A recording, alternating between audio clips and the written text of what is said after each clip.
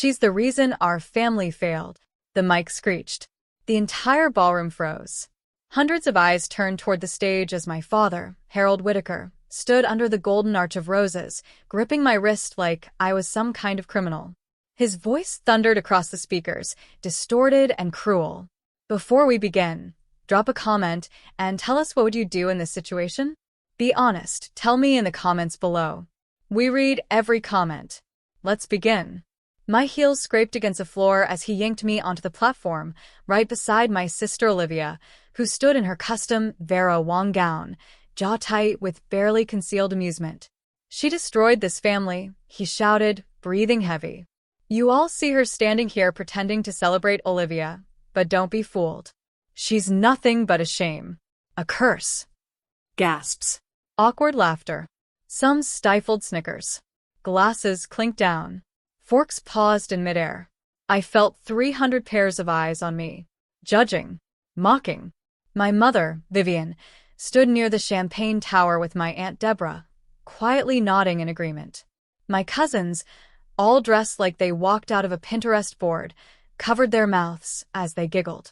I saw Aunt Lydia lean to her husband and whisper something. He laughed out loud. Olivia didn't even blink. She just took a step back and folded her arms, as if she'd been waiting for this exact scene. I could barely breathe, but I wasn't surprised. I wasn't even shocked. This wasn't the first time my father had publicly humiliated me, but it would be the last. I swallowed hard, looked at all of them. Then quietly, calmly, I said into the mic, "You'll all regret this." There was a beat of silence. Confused glances. Olivia raised an eyebrow. My dad scoffed. And then, the grand entrance doors burst open. The wind swept in hard and loud, carrying with it the scent of rain and fresh air and something else. Power. A tall man in a black tailored suit stepped in. His walk was silent, smooth, effortless. His presence swallowed the room. My father's face drained of color. My mother dropped her wine glass. Olivia blinked in confusion. Because the man who walked in wasn't just anyone. He was Jackson Hale, the billionaire entrepreneur who had vanished from the public eye for nearly 2 years. And he walked straight toward me. The music had stopped. You could hear the rustling of gowns, the breathless hush of 1,000 unsaid things. Jackson reached me, pulled me gently into his arms, kissed my hand, looked up at the crowd, and then said, loud and clear, "This woman is my wife." The silence shattered into chaos. Olivia dropped her bouquet. My father's mouth hung open like a broken hinge. Aunt Lydia swayed. Someone caught her, and the whispers turned into a storm. Wait, what? No way, she married Jackson Hale? That's impossible. When? How? Jackson's eyes never left mine. He turned back to the crowd, his voice calm, sharp as glass. I've spent the last year building a legacy, and I did it with her by my side, quietly, humbly, while you all laughed, while you called her worthless. He turned his gaze on my father. You drag her in front of strangers. Called her a curse. But the only curse in this family is you. You could hear a pin drop. My father looked like he'd been gutted. His hands trembled. This is some trick, he muttered. You're lying. Jackson smiled. A slow, dangerous smile. Then let's make it public, shall we? He waved his hand. A man in a headset rolled in a TV screen. Another opened a laptop. Seconds later, photos, videos, documents, articles, proof flashed across the screen. Me at charity galas. Me at investor meetings. Me holding Jackson's hand on private airstrips. Legal marriage records. Business co-founder contracts. A press draft set for tomorrow. Whitaker daughter secretly married billionaire. New power couple emerges. The truth wasn't coming. It was already here. And every single person in that ballroom had to watch.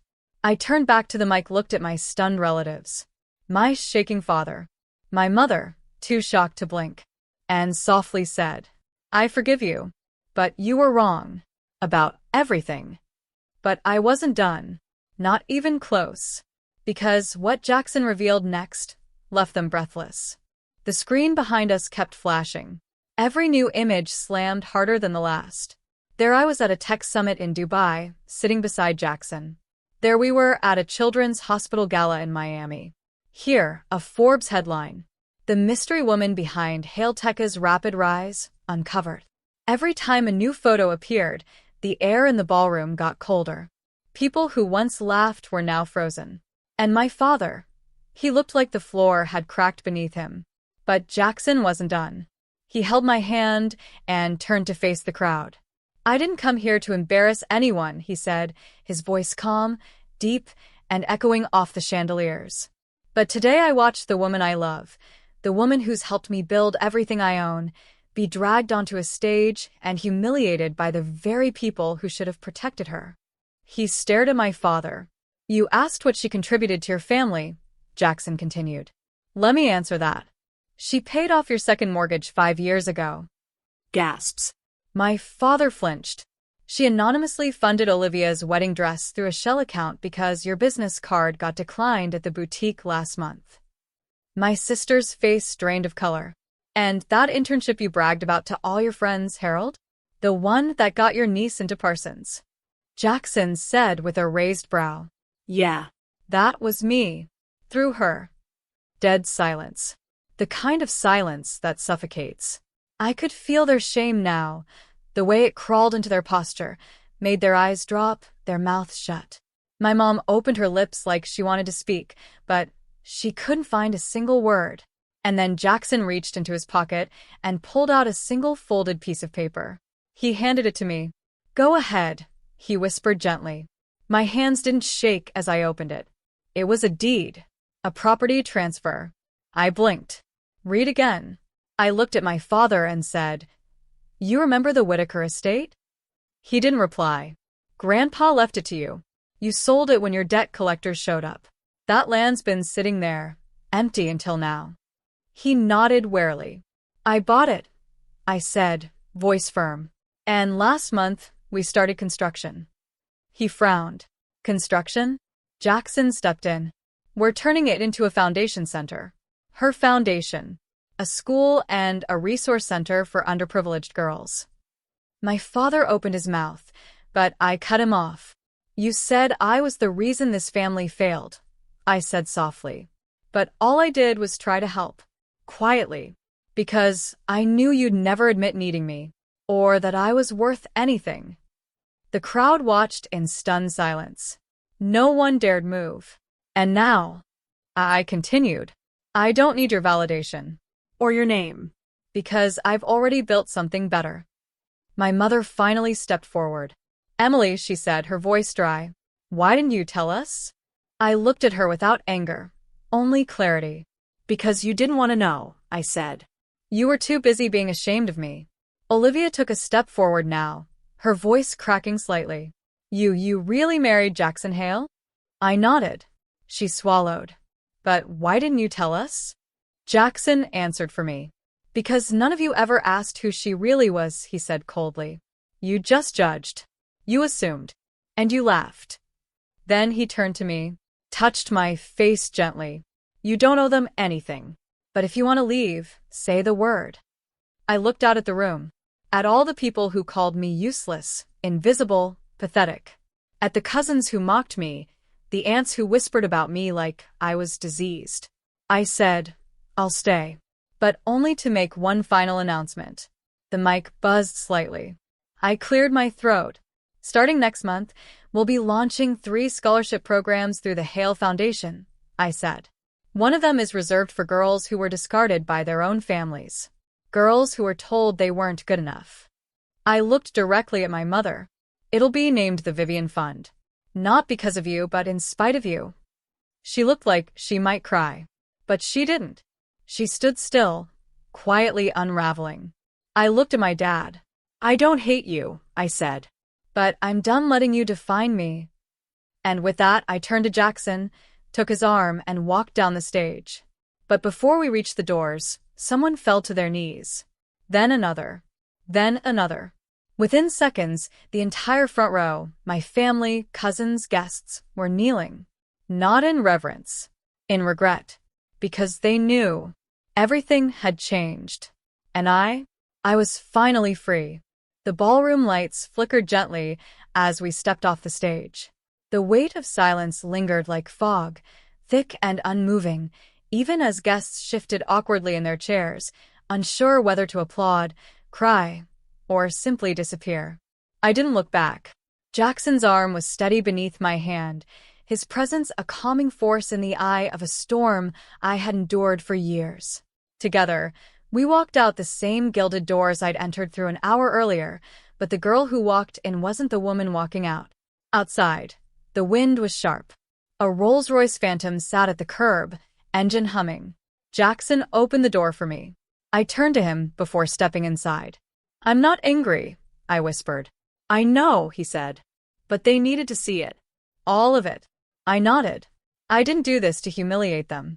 "You didn't." His voice was firm. "You told the truth. They humiliated you. All you did was finally let them see who you are." We drove in silence for a while, the city lights brushing across the windshield like gentle reminders of freedom. My phone buzzed. Dozens of missed calls, messages, apologies, explanations, excuses. I silenced it. I wasn't interested in noise anymore. 2 days later, I returned to my small apartment, not the penthouse Jackson insisted we keep, but the quiet little space I'd furnished with my own money, built from the consulting gigs I took before the world knew who I was. I didn't need luxury to feel powerful. I needed peace. There was a knock at the door. I opened it. My sister stood there, no makeup, her designer blouse slightly wrinkled. Behind her, my mother waited awkwardly, arms crossed, not in anger, but discomfort. "Can we talk?" Olivia asked. I stepped aside. She didn't sit, just stood by the window. "I didn't know," she said. "You didn't want to," I replied, keeping my voice neutral. Olivia looked at me, her eyes raw. "I was jealous. You were always quiet, and I thought that meant weak. But that day when you stood on that stage, I realized I didn't even know you." I crossed my arms. "You laughed." She swallowed. "I'm sorry." Silence passed between us. A kind of silence where something shifts. My mother finally spoke. "Your father hasn't left the house since the wedding. He's ashamed." I looked at her. "He's ashamed," I repeated slowly. "And you?" She winced. I was wrong. That's all she said. No excuses. No explanations. Just 4 words I had waited a lifetime to hear. "You know what hurts?" I said quietly. "I didn't need your praise. I just wanted you not to be embarrassed of me." "I'm not," she said. I nodded. "It's a little late for that. But I don't hate you." They left shortly after. No big emotional scene. No hugs or tears. Just 2 women walking out of a door they had ignored for far too long. It was a beginning, maybe, but not a reset. Some wounds don't close with apologies. The next month, the foundation launched. We called it the Quiet Backbone Project, named for every woman who held her world together silently while being underestimated, mocked, or dismissed. The media went wild. Not because of the name, not even because of the press release, but because I made one decision no one saw coming. I invited my parents and Olivia to the opening gala, and they came. My father walked with a limp in his confidence, his shoulders drooping, but he came. My mother wore blue, her way of saying she was trying. Olivia didn't speak much, but she stood by my side when the ribbon was cut. When the cameras clicked, they captured something rare. A moment of fragile, imperfect redemption. Not full forgiveness, but the start of something less broken. And when I gave my speech, I didn't mention the wedding. I didn't talk about shame or betrayal or pain. I spoke of resilience, of kindness, of how power doesn't always roar. Sometimes it simply refuses to give up. And that was me, the girl once dragged on stage, the woman now standing on her own. And what Jackson whispered into my ear afterward, as the applause shook the room, was something I'll never forget. "This is only the beginning." And it was. Because the greatest revenge was never revenge at all. It was rebuilding my life, so well they had no choice but to respect it, even when they didn't understand it. 2 weeks after the gala, I visited the old Whitaker property. Construction was well underway, walls rising, blueprints pinned to temporary boards, the sound of progress filling the air where silence once lived. I stood near the edge of the lot, watching young workers in branded hail foundation gear pour concrete and raise beams. Jackson had stayed behind that day. He wanted me to come alone, to see what I had built with my own strength. "You don't need me there," he said that morning. "This is your victory." I smiled at the thought. He always knew when to lead and when to step back. As I turned to leave, I saw a familiar figure slowly walking toward me. My father. Alone. No driver. No sunglasses to hide behind. Just him, in a faded blazer that didn't quite fit anymore. He stopped a few feet from me. "Emily," he said. His voice was softer than I'd ever heard it. "Dad," I replied. Not cold. Just honest. He looked at the construction site. "It's strange seeing it like this." "It's going to be a school," I told him. "And a mentorship center. Free resources for girls who need guidance. Structure. Safety." He nodded. "I never knew you had this in you." I met his gaze. "You never looked." Silence. He reached into his pocket and pulled out a small, worn photograph. It was me, 7 years old, holding a science fair ribbon, grinning from ear to ear. "I kept this in my wallet," he said, "even when I forgot how proud I was of you." I didn't cry. I just took a deep breath. "You didn't forget, Dad. You chose not to remember." His eyes filled with tears. "I don't expect you to forgive me, but I needed you to know I see it now. Everything you did. Everything you are." I gave a small nod. "Thank you." We stood in silence for a minute, just watching the steel frame of the future being built. Then I said, "You should go, but I'm glad you came." He nodded, turned, and walked away. No dramatic scene. No hugs. Just a quiet, heavy goodbye that felt more real than anything we'd said in years. And for the first time in a long time, I felt light. Back at home that evening, Jackson was reading through reports when I walked in. He looked up, studied my face. "Did you get what you needed?" he asked. I nodded slowly. "Yeah." Not closure, but understanding. That's enough sometimes. He pulled me into a hug, and I sank into his arms, grateful, not just for him, but for the woman I'd become. Because I wasn't the failure they painted. I wasn't the quiet one who stayed in the background. I was the one who endured. And then rose. 6 months later, everything felt different, but not flashy or dramatic. Just quietly powerful. The school on the old Whitaker land was nearly complete. Applications for scholarships had doubled. And one day, as I walked the hallway of the center in progress, I saw something that made me stop. A young girl, maybe 13, stood by a poster titled "Dream Big Even If They Laugh." She turned when she saw me and smiled shyly. "Are you the one who started all this?" I knelt beside her. "Yeah. But so will you one day." Her eyes lit up and she whispered, "They said I'd never be anything."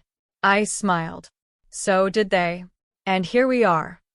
She hugged me before running off to join a small group of girls reviewing a workshop schedule. That moment alone was worth every scar my past left behind.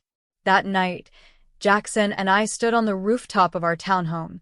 Nothing extravagant, just peaceful. He poured 2 glasses of wine. "To everything they didn't see in you," he said, raising his glass. "To everything they didn't want to see," I replied. We clinked glasses. "I'm proud of you," he said. "But more than that, I admire you." I smiled. "You saved me." He shook his head. "No, Em. You saved yourself. I just stood beside you while you did it." There were no more parties to crash. No more stages to be dragged onto. No one left to prove wrong. Because the truth had already done its job. My family didn't become perfect. My parents weren't reborn. But they changed slowly. They started attending events, donating in my name. Olivia eventually invited me to her baby shower, and for the first time, it wasn't out of guilt, it was real. I didn't forget what they did. But I didn't carry it anymore. And one day, While organizing a mentorship day, my father showed up quietly and left a note with the front desk. I read it alone that night. I couldn't see you clearly through my own failures. But now I see the light you've always carried. You didn't fail us, Emily. We failed you. That was the last letter I ever needed. The world would go on. The whispers would fade. And the people who once laughed, they now sent donations, wrote articles, held up signs that said, "Thank you, Emily." But I never did it for them. I did it for the quiet girl who stood on that stage, surrounded by 300 laughing people, and still had the courage to whisper, "You'll all regret this." And the real twist? I never wanted revenge. I wanted respect. And I earned it, without screaming, without cruelty, just by becoming unstoppable.